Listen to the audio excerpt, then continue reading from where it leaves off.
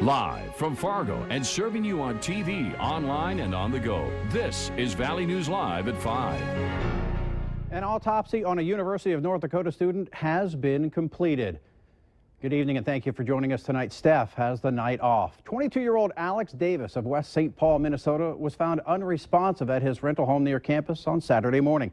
Police say foul play is not suspected. However, as Valley News Team's Neil Carlson shows us, there is still no word on what killed this young man. A friend called 911 just before 9 o'clock Saturday morning, saying there was an unresponsive man in this home at 519 Cambridge Street. It was 22-year-old Alex Davis, a visual arts student at UND. And the dispatch center had dispatched police and all true. Mr. Davis was unresponsive. Correct. They started CPR. When officers arrived and Ultra ambulance arrived on scene, they had begun CPR. Davis was rushed by ambulance to Ultra Hospital where he was pronounced dead. A neighbor says he does not believe there were any major parties in that home Friday night into Saturday morning. Alex, pretty nice guy? From what I saw, yeah, I didn't know him very well, obviously, but everyone I've talked to said that he was really nice. And okay, all right. Any idea what happened the other night? No, I haven't really heard yet. Okay. Was there a party over there that night before? I don't think so. And while the autopsy is completed, no official word yet on Alex Davis's cause of death. Tests regarding possible drug or alcohol use can sometimes take weeks to process. In Grand Forks, Neil Carlson, Valley News Live.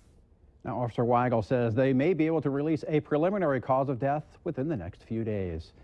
Well, it's been a cloudy, dreary day across the area today. Will anything be falling out of those clouds tonight? Let's find out from Lisa Green. Lisa? Thank you, Robert. We do have some rain showing up on the radar, but it is very dry out there, so a lot of this not making it to the ground. If it is, it's right along I-94 in eastern North Dakota.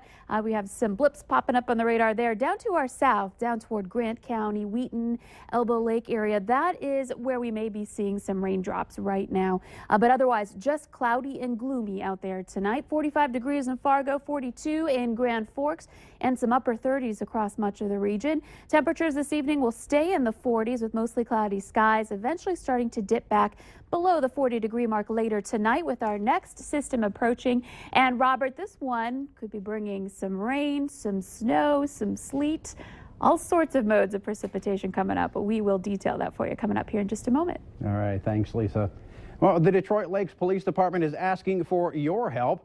They're searching for an individual involved in a burglary. You've got the photograph right there. This was at the Minnesota State Community and Technical College. It happened earlier this morning. If you have any information, you're asked to call the number on your screen.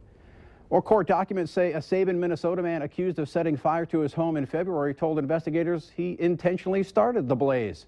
51-year-old John Legg is charged with arson.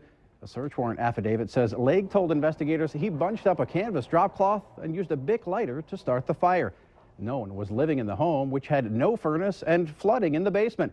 At the time of the fire, Legg was living with his son in a South Fargo apartment.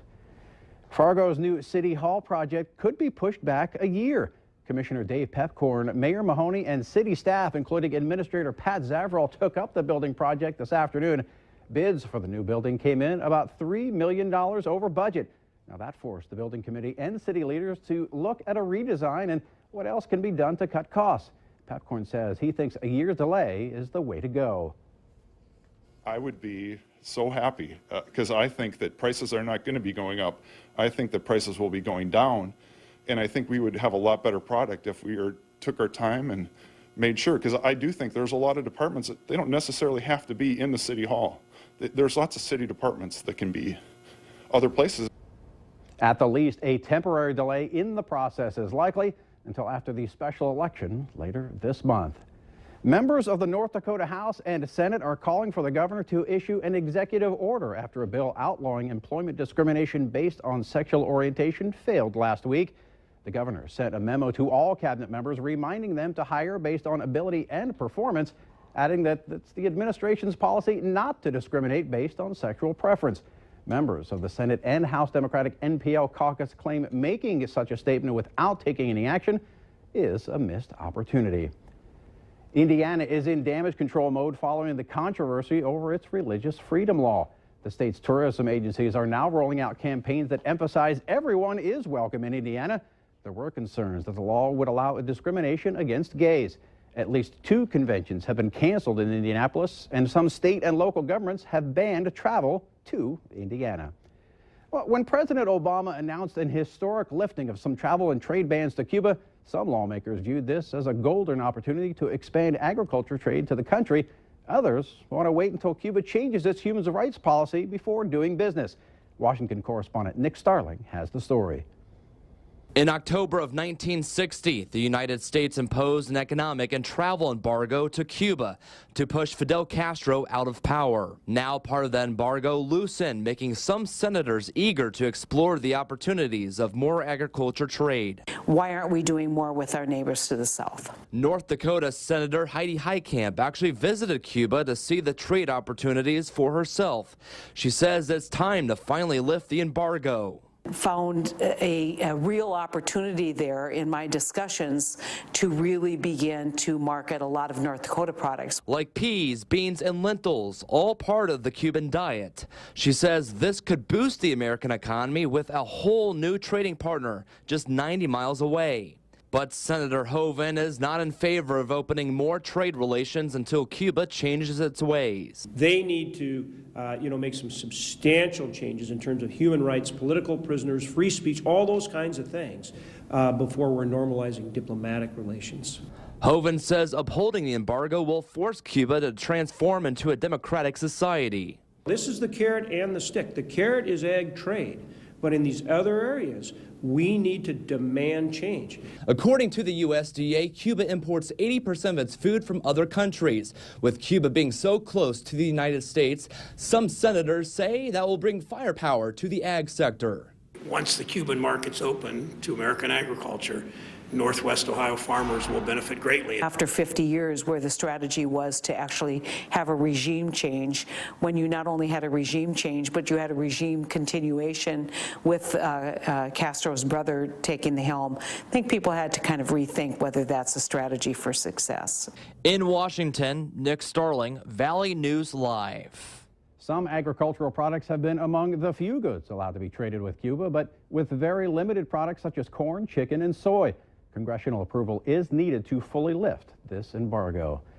A 10-year-old Fargo girl showed her family and friends that just one kind thought can really make a difference.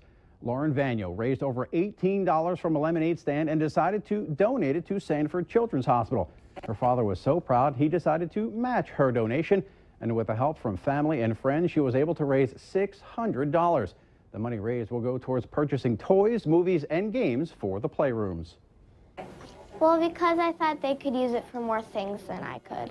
It was a great effort from a lot of family and friends, and everybody stepped up to contribute, and we're so proud for the choice that she made. The hospital currently has 20 children staying there. Science experiments are how some kids in the FM area are learning more about engineering, math, and technology. The Inspire Innovation Lab is located in the Moorhead Center Mall. Classes, birthday parties, and camps are set up to teach kids a fun way to learn about science. Inspire Lab also says they also focus on teacher professional developments and community engagement as well as student workshops. We do a lot of activities that you can do at home, but also a number of things that you can't do at home. We're a very safe environment for the kids to explore in. They can write on the walls, they can put things in the microwave, they can just do things that you can't do at home. For more on the Inspire Lab or to register for one of their classes or camps, we have a link to their webpage. You can just go to valleynewslive.com and click on the hot button. Well, still ahead tonight, a major satellite company is apologizing for those who missed out on seeing the Final Four over the weekend. And it's been a gray and below average kind of day. High temperature of 45, the average high 50. And we're about to add to our zero amount for the month as far as precipitation is concerned. I'll have details on that right after this. You're